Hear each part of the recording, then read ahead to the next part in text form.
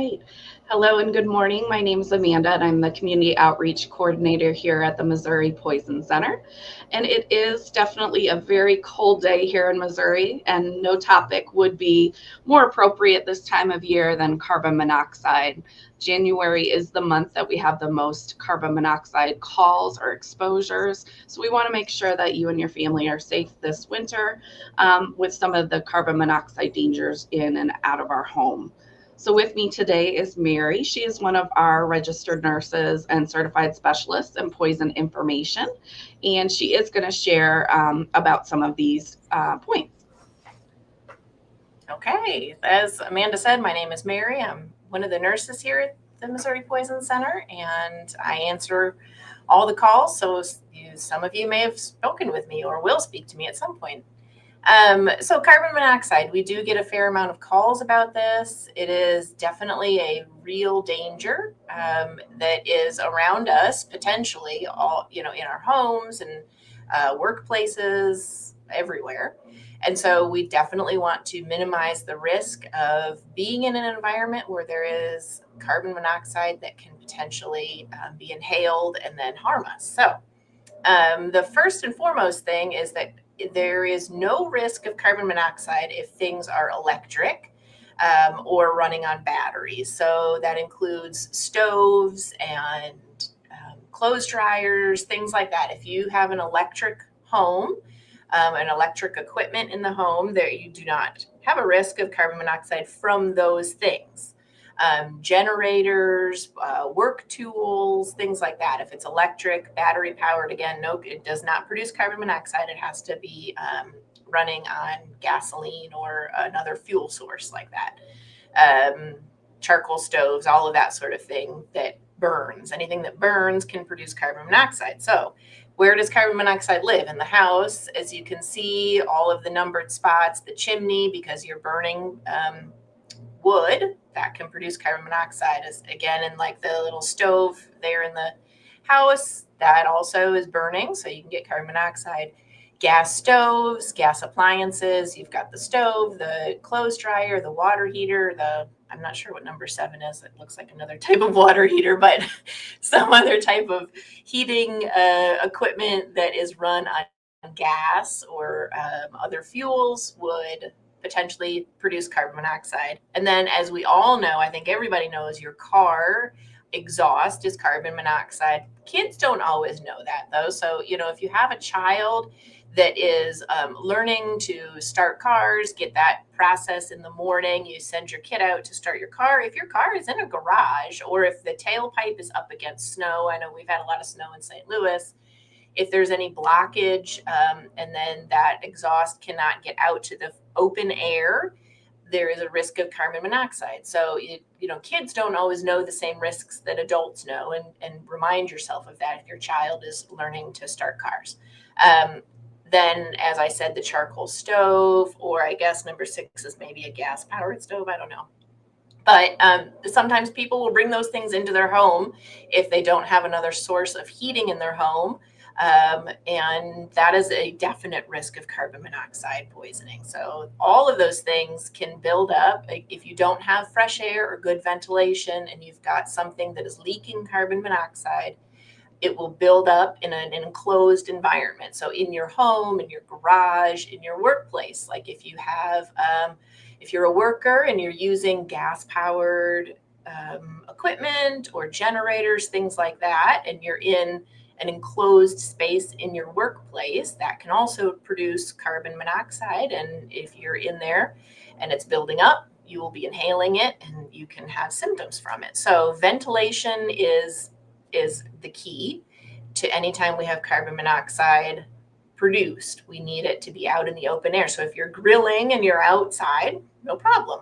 If you're driving around in your car and you're outside, no problem. It's when it's in the house or in somewhere enclosed that's where the problem is. I think that's about all on that slide. So the symptoms that we would expect from carbon monoxide, you'd initially notice maybe some upset stomach, nausea, headache, dizziness, Your body is trying to get the oxygen that it needs to run everything inside. And so you might feel like you need to catch your breath. Like, I can't catch my breath, and I'm not out, jogging or something. What's happening? I've got a headache. I feel sick, and it's sudden. Or over a few hours, let's say, if it's a really low level leak. But I think the thing that is very confusing is that these are also symptoms that are with illness. Like, there's a lot of illnesses right now. Kids are throwing up, adults are throwing up. You wake up with a headache. You're maybe dehydrated because you're it's so dry in the air and you've got a headache, or you feel a little dizzy, again, because of these things. You've been sick and you're throwing up. So it can be really hard to know what is a carbon monoxide versus just a regular illness when it's these early symptoms. It can be a little hard to figure it out.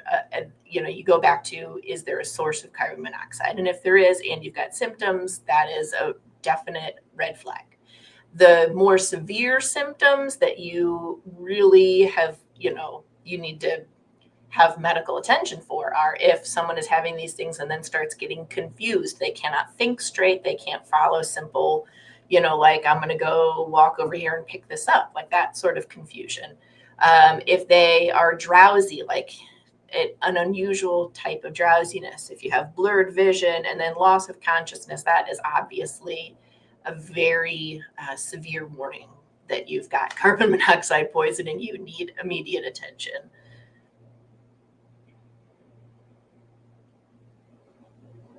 Okay, so the carbon monoxide detectors. Every home should have at least one of these, depending on the size of your home. So you need them near a sleeping area, especially around the adults. I remember when we got our first house, someone told us that, like, you should have a carbon monoxide detector really close to the adults, because the adults, when that goes off, they will hear it and they will wake up. A child might not hear it or might ignore it, not understand what's happening. So you definitely need something very close to the adults. Obviously, depending on, again, the size of your home and where people are sleeping and living, you're going to want more of them around in various places to catch any leaking of carbon monoxide that is potentially happening. And anytime an alarm goes off, don't ignore it. Also, don't wait around to try to figure out where the source of it is. None of that needs to be worried about. Take all alarms seriously and let someone who is trained to find sources be the one to locate them. They should all be checked for batteries. Even the plug-in ones sometimes have a backup battery. The battery should be replaced. Like with our smoke alarms, we replace those batteries. Usually what we do is every time you change the clocks, every 6 months, change the batteries in all of your detectors. And then the detector itself will need to be replaced periodically. It varies on the manufacturer. 5 to 7 years is a general indication of how frequently. So sometimes it'll beep when the battery needs to be changed. You can tell that, like with smoke alarms too, like it'll like have a weird pattern or a weird beeping or chirping. All of the different brochures will tell you what the beeps mean if there's different beeps. But basically, long story short, anytime you hear an alarm, don't ignore it. Get out of the house. There we go. So if you hear an alarm sounding, do not ignore it. Absolutely do not ignore it. Get out of the house. Take everyone that's with you. If you have small children, even if they're napping, you need to get them out of the house. Wake everybody up, out of the house. Don't try to find the source. Like I said, don't think, is it the water heater, or is it my stove, or is it, whatever you think it might be. Don't worry about finding it. Firefighters can get that source.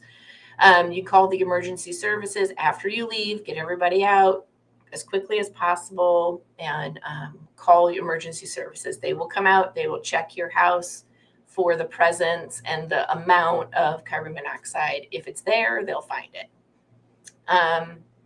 Don't go back into the house until it's been cleared by someone who's checked it. So the firefighters say, yes, it's safe to go back in, or they'll tell you what next steps need to happen. And if you or anyone in the home are having those kinds of symptoms that I talked about, obviously calling us, we can help you determine whether or not it's something that, you know, you need to go by an ambulance, or if you need to go into an ER. There are various risk factors that some people are more susceptible to even low levels of carbon monoxide than others. So we can help sort out any of those sorts of details, and, you know, follow up, give you a plan, figure out what to do, and call you back and figure out if anything else needs to happen. So we're always here.